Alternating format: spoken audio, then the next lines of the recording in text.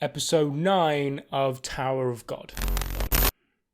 Wow, this episode took a pretty dark twist. I feel like this episode definitely got into the meat of this season and has definitely either reached or is about to reach the climax of this first arc. The beginning part of this episode was good, everything that was going on was good, and maybe this was just me and maybe it was a decision from the directing standpoint of the studio making the anime, but I did think it had some slight pacing issues potentially with how every 10 seconds it was changing from one character doing one thing to another character in the middle of doing another thing.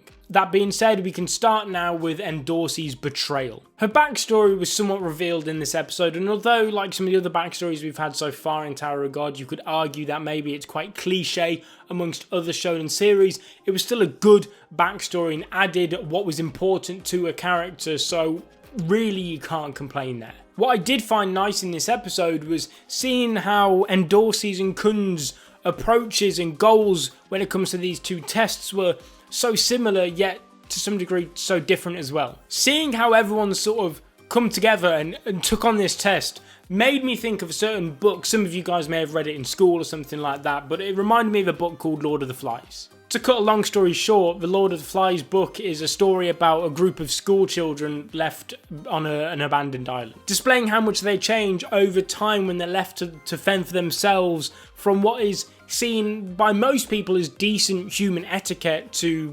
ravenous beings in some cases. I can't help but think that there's something similar going on here. For example, you got the likes of Bam who have carried that decent human etiquette into the tower and have used it to get friends and believe that friendship is an important integral part of proceeding forward. And then you got the likes of Endorsi who, to be honest, you could argue has come to accept the cold-hearted truth of what it takes to get through the tower and essentially going solo in her quest. There are obviously other examples of this throughout the cast, but one of the most interesting ones is actually Kun. What makes Kun a somewhat interesting exception is that he sort of slips into both categories. You can see that his relationship and friendship with both Rak and Bam is incredibly important to him. So much so that he betrayed his entire team in his test to allow Bam to have the best chance possible to progress to the next test. That being said, he did it in a way that wouldn't paint Kun in an evil light to everybody else. He didn't want to be seen as the traitor because he wanted to keep those bonds with everyone else where he can for when it's needed. But Ho, for example, definitely slotted more into Endorsi's category, displaying what was probably the most humane reaction you could get in that situation. Ho is what 90%, if not probably more of us would be if we were in the tower. And then obviously Ho, another tragic backstory.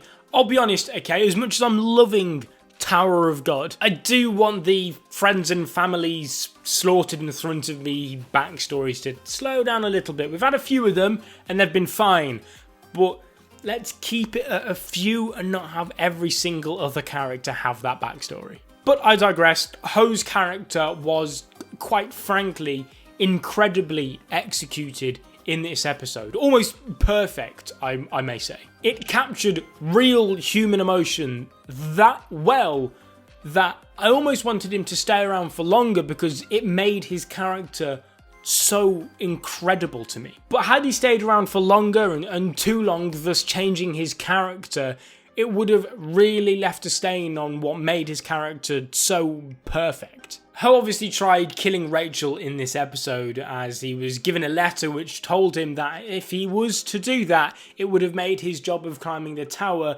that much easier as Bam would then have been gotten rid of. Now, we know that Ho was manipulated into doing this by someone. And my initial guess to who the perpetrator behind this is goes to the redhead girl, as she was definitely the one acting the most suspicious. And she's also one of the only ones with a solid enough motive to want Bam gone considering what Bam did to her in the crown game. But of course, seeing Rachel in that position is not what Bam wants to see. And again, this goes back to what I was saying before about how each person's mindset is different in what they think is best. Ho had no problem killing Rachel. Endorsi would happily fight her allies. And yet Bam still tried to reason with Ho despite what he was trying to do. That being said, you could definitely start to see the dark side of Bam start to seep through in that moment, making me incredibly excited to see that turning point in Bam's character that I'm so eagerly predicting and anticipating. One thing I did pick up on as well in this episode, which I may be wrong, but Bam hasn't had a full-on actual proper fight yet, has he? In the Battle Royale round in the first test, he mainly just stood his ground and didn't really push an attack on anyone, if I'm not mistaken. The second test was the Shinsu wall, no fighting in that one. The third test was the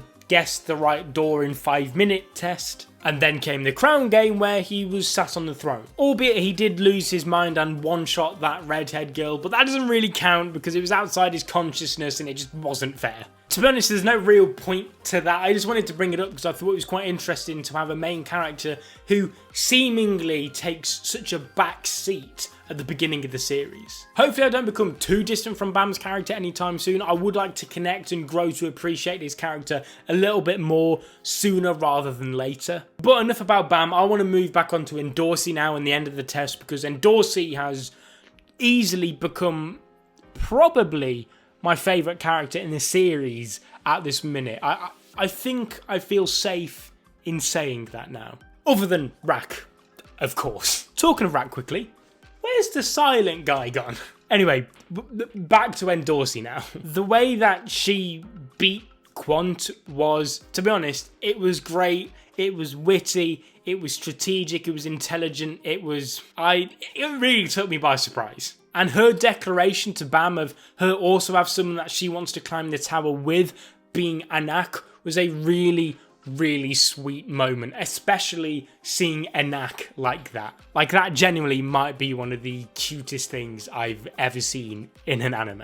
I'm hoping Endorsey stays as an antagonist like she is right now, because although she's no villain per se, she does have a very interesting antagonistic role in the series. She's not with Bam, but she's not necessarily against Bam either. That being said, I'm sure she could easily switch between whichever side suits her best at that given time. She reminds me somewhat of Hisoka from Hunter x Hunter.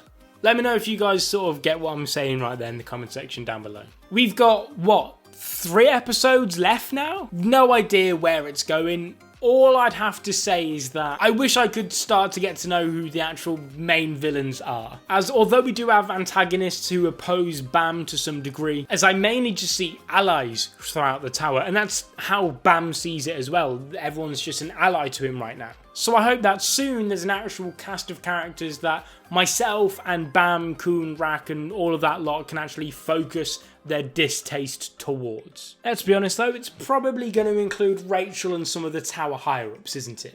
Listen, that was a fantastic episode. It was probably my favourite episode of the series so far. I want to say it's definitely not far off that title anyway, even if it's not. Leave a like on this video if you enjoyed the episode. Also, get down in the comment section down below and discuss your thoughts and opinions on the episode. And as always, be sure to subscribe if you're not already to become a member of the Senpai Squad. I'll be seeing you guys in another video very, very soon. But until then, peace.